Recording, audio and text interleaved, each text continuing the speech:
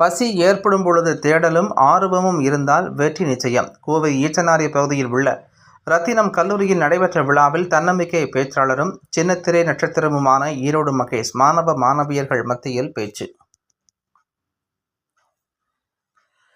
கோவை ஈச்சனாரி பகுதியில் உள்ள ரத்தினம் கலை மற்றும் அறிவியல் கல்லூரியில் அனுகிரகா எனும் தலைப்பில் இளங்கலை முதலாம் ஆண்டு மாணவர்களுக்கான வரவேற்பு நிகழ்ச்சி இன்று கல்லூரி அரங்கில் நடைபெற்றது. இதில் ரத்தினம் கல்வி குழுமங்களின் தலைவர் மதன் செந்தில் தலைமை தாங்கினார். இதனைத் தொடர்ந்து நடைபெற்ற நிகழ்ச்சியில் கல்லூரியின் துணைத் தலைவர் நாகராஜ், கல்லூரியின் தலைமை செயலதிகாரி மாணிக்கம் ஆகியோர் முன்னிலை வகித்தனர். இதனைத் தொடர்ந்து நடைபெற்ற நிகழ்ச்சியில் தலைமை உரையாற்றிய கல்லூரியின் தலைவர் மதன் செந்தில் மாணவர்கள் மத்தியில் கூறுகையில், கல்லூரி வளாகத்தில் மாணவர்களின் விளையாட்டு திறமைகளை ஊக்குவிக்கும் விதமாக உயர் தரத்திலான விளையாட்டு மைதானங்கள் உள்ளது. அதேபோல மாணவர்கள் நவீன தொழில்நுட்பங்களுக்கு தகுந்தபடி தங்களது திறன்களை வளர்த்துக் கொள்ள வேண்டும் என்றார்.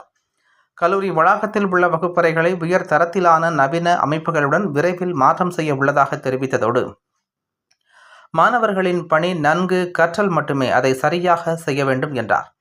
இதைத் தொடர்ந்து விழாவில் சிறப்பு விருந்தினராக கலந்து கொண்ட நடிகரும் எழுத்தாளரும் தன்னம்பிக்கை பேச்சாளருமான ஈரோடு மகேஷ் மாணவர்கள் மத்தியில் பேசுகையில், வாய்ப்புகளை மாணவர்கள் சரியாக பயன்படுத்திக் கொள்ள வேண்டும்.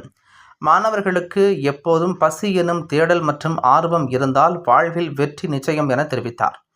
கல்லூரி காலம் வாழ்க்கையின் மிக முக்கியமான காலம் என குறிப்பிட்ட அவர், இந்த நாட்களில் நண்பர்களை தேர்ந்தெடுப்பதில் கூடுதல் கவனத்துடன் இருக்க வேண்டும் என கூறினார்.